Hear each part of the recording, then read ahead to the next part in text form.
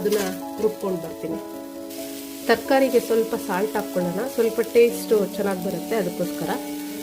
ಆಮೇಲೆ ಮತ್ತೆ ಲಾಸ್ಟಲ್ಲಿ ನಾನು ಎಲ್ಲನೂ ಒಟ್ಟಿಗೆ ಸೇರಿಸಿದಾದ್ಮೇಲೆ ಮತ್ತೆ ಸಾಲ್ಟು ಹಾಕ್ಕೊಳ್ತೀನಿ ನೋಡಿಕೊಂಡು.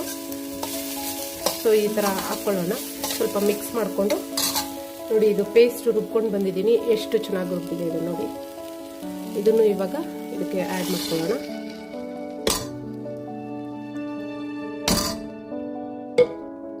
ಈಗ ಆ್ಯಡ್ ಆಯಿತು ನೋಡಿ, ಗ್ರೇವಿ ರೆಡ್ ಪಾಸ್ತಾಗೆ ಗ್ರೇವಿ ರೆಡಿ ಆಯಿತು. ಹೀಗೆ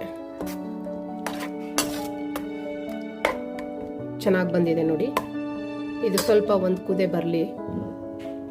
ಒಂದೇ ಒಂದು ಸ್ಪೂನು ಕಾರ್ನ್ಫ್ಲೋರ್ನ ಖಾರ ರುಬ್ಬಿದ್ದೇನು ಇತ್ತೋ ಅದಕ್ಕೇನೆ ಹಾಕ್ಕೊಂಡು ಒಂದು ಸ್ವಲ್ಪ ನೀರು ಹಾಕ್ಕೊಂಡು ಒಂದೇ ಒಂದು ರೌಂಡ್ ಹಾಕ್ಕೊಂಡು ರುಬ್ಕೊಂಡು ಬರ್ತಾ ಇದ್ದೀನಿ. ಥಿಕ್ನೆಸ್ಸಿಗೆ ಅಷ್ಟೇ, ಇದು ಗ್ರೇವಿ ಥಿಕ್ನೆಸ್ಸಿಗೆ ಒಂದು ಸ್ವಲ್ಪ ಒಳ್ಳೆ ಕ್ರೀಮಿ ಲುಕ್ ಟೆಕ್ಸ್ಚರ್ ಬರುತ್ತೆ, ಅದಕ್ಕೋಸ್ಕರ ಮಾಡಿಕೊಡಿ. ನಿಮ್ಮ ಹತ್ರ ಕಾರ್ನ್ಫ್ಲೋರ್ ಇಲ್ಲ ಅಂತಂದರೆ ನೀವು ಇದು ಗೋಧಿ ಹಿಟ್ಟು ಕೂಡ ಸ್ವಲ್ಪ ಯೂಸ್ ಮಾಡ್ಕೋಬೋದು. ಬಟ್ ಒಂದು ಸ್ವಲ್ಪ ಬೆಣ್ಣೆಲಿ ಒಂದು ಸ್ವಲ್ಪ ರೋಸ್ಟ್ ಮಾಡಿಬಿಟ್ಟು ತೊಗೊಳ್ಳಿ. ರುಬ್ಬಿದ್ದು ಒಂದು ಕಾರ್ನ್ಫ್ಲೋರು ಒಂದು ಸ್ಪೂನು ಇದಕ್ಕೆ ಹಾಕ್ತಾ ಇದ್ದೀನಿ. ಇದು ಸ್ವಲ್ಪ ಕ್ರೀಮಿ ಟೆಕ್ಸ್ಚರ್ ಬರುತ್ತೆ. ಇವಾಗ ಒಳ್ಳೆ ಕಲರ್ ಕೂಡ ಬಂತು.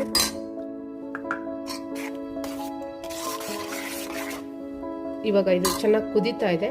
ಇದಕ್ಕೆ ನೀವು ಇವಾಗ ಇದನ್ನ ಪಾಸ್ತಾ ಆ್ಯಡ್ ಮಾಡ್ಕೊಳ್ಳಿ.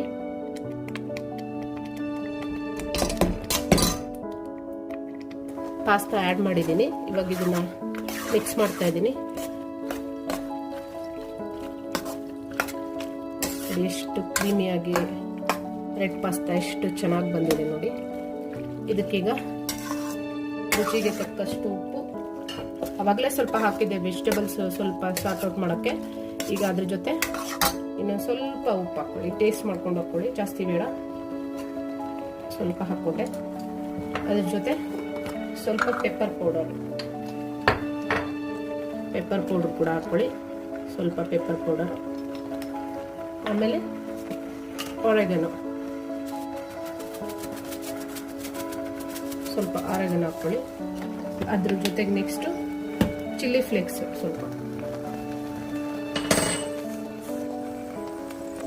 ನೋಡಿ ಚಿಲ್ಲಿ ಫ್ಲೇಕ್ಸ್ ಎಷ್ಟು ಚೆನ್ನಾಗಿ ಬಂದಿದೆ ನೋಡಿ ರೆಡ್ ಪಾಸ್ತಾ. ಸೊ ಇದೊಂದು ಸೆಕೆಂಡ್ ಕುದೀಲಿ, ಸ್ವಲ್ಪ ಚೆನ್ನಾಗಿ ಮಿಕ್ಸ್ ಹಾಕ್ಕೊಂಡು ಕುದೀಲಿ ಇದು. ಅಷ್ಟೊತ್ತಿಗೆ ಅದೇ ನನಗೆ ಅವರು ಪೆಟ್ರೋಲ್ ಕೊಟ್ಟರು. ಹುಡುಗರು ಎಷ್ಟು ಆ್ಯಕ್ಚುಲಿ ಲಾರಿ ಡ್ರೈವರ್ಗಳು ತುಂಬ ಇದಿರ್ತಾರೆ, ಸ್ವಲ್ಪ ಡೇಂಜರು, ಸ್ವಲ್ಪ ಆ್ಯಟಿಟ್ಯೂಡು, ಹಾಗೆ ಹಿಂಗೆ ಕೆಟ್ಟವರು.